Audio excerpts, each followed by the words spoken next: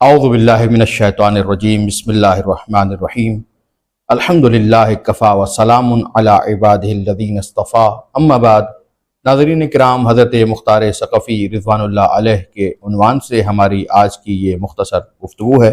جب حضرت مختار رضوان اللہ علیہ نے عمر سعد اور ابن زیاد لعنت اللہ علیہما کا سر کاٹ کر امام زین العابدین علیہ السلام کی خدمت میں پیش کیا تو آپ سجدے میں گئے اور سجدے میں جا کر شکر کرتے ہوئے یہ کلمات ادا فرمائے: الحمدللہ الذی انتقم لنا من اعدائنا جزا اللہ المختار خیر الجزا۔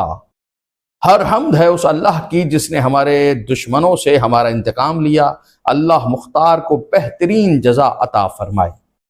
بہار الانوار اور ریاض الابرار دونوں کتب میں تحریر ہے کہ کوفے کے کچھ لوگ امام زین العابدین علیہ السلام کی خدمت میں حاضر ہوئے اور آپ سے گزارش کی کہ بتائیے کیا قیام مختار آپ کی رضایت سے ہو رہا ہے؟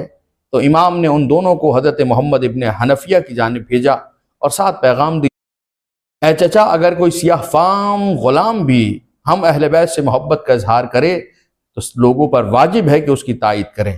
اب آپ مصلحت سمجھتے ہوئے بہترین جواب انہیں عنایت فرما دیجیے۔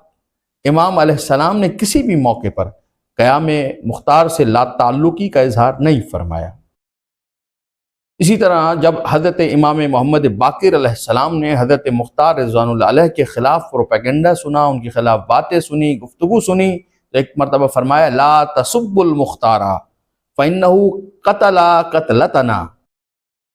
خبردار، مختار کو برا نہ کہنا، مختار نے ہمارے قاتلوں کو قتل کیا ہے، ہمارے خون کا انتقام لیا ہے، ہمارے اجڑے گھروں کو پھر سے آباد کیا ہے، بنی ہاشم کی خواتین کے نکاح کروائے ہیں۔ پھر جب امام محمد باقر علیہ السلام کی حضرت مختار کے بیٹے ابو الحکم سے ملاقات ہوئی تو امام نے اس کی تعظیم و تکریم تو فرمائی ہی، ساتھ میں ان کے والد کے لیے دعا کی کہ اللہ تمہارے والد کو جزائے خیر عطا کر ہوئی تھی۔ تو حضرت اسبغ بن نباتہ مولا کائنات کے خاص شاگرد ہیں، خاص صحابی ہیں، وہ روایت کرتے ہیں: رأیت المختار علی فخذ امیر المؤمنین۔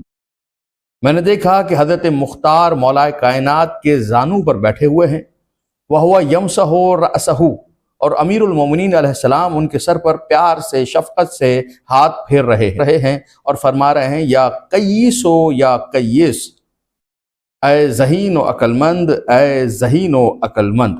جسے لسان اللہ اپنی زبان سے ذہین اور عقل مند کا خطاب عطا کرے، دست ید اللہ جس کے سر پر پھیرتا رہے، کیا وہ مختار قابل تعریف نہیں ہوگا؟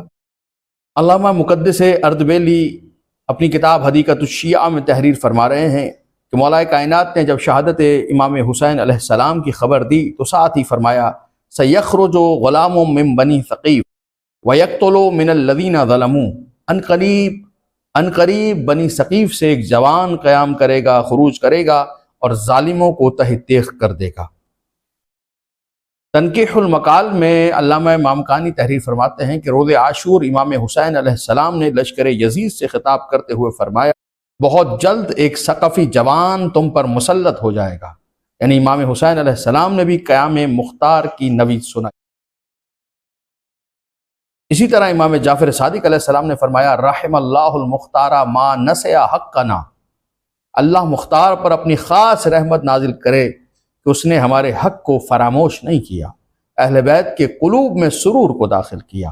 اب جس شخصیت کے لیے ائمہ کرام مسلسل اس طرح رحمت کی جزا کی دعا کر رہے ہوں، کیا چند جھوٹی روایتوں کے ذریعے سے اس کی شخصیت کو داغدار کیا جا سکتا ہے؟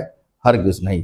اتنا بڑا کام حضرت مختار نے کیا کہ دشمن اہل بیت کو فنار کر دیا۔ اس فنار کرنے سے تکلیف صرف دشمنان اہل بیت اور ان کے چاہنے والوں کو ہو سکتی ہے، علی کے شیعوں کو تو مختار کے اس عمل سے سرور و شادمانی ہی نصیب ہوتی ہے۔ اب دیکھیے وہ مذمت والی روایات کو مراجع عظام نے کس طرح رد فرمایا ہے۔ آیت اللہ العظمیٰ سید ابو القاسم موسوی الخوئی اپنی کتاب معجم الرجال، جو علم رجال کی ایک وسیع اور دقیق کتاب ہے، اس میں حضرت مختار کے خلاف آنے والی تمام روایات کو ناقابل اعتبار قرار دیتے ہیں۔ رہبر معظم حضرت آیت اللہ سید علی خامنائی اپنی کتاب میں تحریر فرماتے ہیں کہ حضرت مختار کے امام زین العابدین علیہ السلام کے ساتھ خفیہ روابط قائم تھے۔ جس شخصیت کے خفیہ روابط قائم ہوں تو اس کا قیام پر بھی امام کی تائید ثبت ہو جایا کرتی ہے۔ جب امام کی تائید موجود ہے تو پھر اس کے عمل پہ شک کیسا ہے؟ یہی ایک بہترین دلیل ہے کہ جب حضرت مختار نے سر کاٹ کر بھیجے ہیں تو محمد حنفیہ کی جانب نہیں بھیجے۔ اگر محمد حنفیہ کو امام مانا ہوتا تو محمد حنفیہ کے گھر بھیجے جاتے۔ اگر محمد حنفیہ کو امام مانا ہوتا تو محمد حنفیہ کے گھر ہی ان سروں کو بھیجا جاتا، لیکن وہ سر امام زین العابدین کی خدمت میں بھیجے گئے کیونکہ وہ حضرت زین العابدین علیہ السلام کو ہی اپنا امام تسلیم کیا کرتے تھے۔ آیت اللہ العظمیٰ ناصر مکارم شیرازی فرماتے ہیں کہ جو روایات حضرت مختار رضوان اللہ علیہ کی مدح و تعریف و ثنا میں ہیں وہ روایات ہی زیادہ قوی ہیں، اور جو روایات ان کی مذمت میں ہیں انہیں تقیے پر محمول کیا جائے گا، انہیں قابل قبول نہیں قرار دیا جا سکتا، کیونکہ حضرت مختار رضوان اللہ علیہ نے عالم تشیع پر بہت بڑا احسان فرمایا ہے۔ ان کی شخصیت اتنی بلند ہے کہ پیکر رحمت کے جانشین ان کی تعریف کرتے دکھائی دیتے ہیں۔ خود امام حسین علیہ السلام روز عاشور لشکر یزید سے خطاب کرتے ہوئے قیام مختار کی نوید سناتے ہیں۔ عظمت مختار کے لیے اتنا ہی کافی ہے کہ جو روایات یہ بیان کرتی ہیں کہ جو شخص فرش عزائے حسین بچھائے اسے اتنا ثواب ہے، جو روئے اسے اتنا ثواب ہے، جو رلائے اسے اتنا ثواب ہے، تو جب رونے رلانے فرش عزا بچھانے کا اتنا ثواب ہے تو پھر جو قاتلین حسین کو قتل کر رہا ہو اس کے لیے کتنا ثواب ذکر کیا گیا ہوگا، اس کا مقام کیا ہوگا، سیدہ اس سے کس قدر راضی ہو رہی ہوں گی۔ امید ہے کہ آپ حضرت مختار رضوان اللہ علیہ کا تذکرہ سن کر خود بھی مسرور ہوں گے اور دیگر مومنین تک بھی اس گفتگو کو پہنچائیں گے۔ اے مختار، آپ پر سلام۔ وآخر دعوانا ان الحمد للہ رب العالمین۔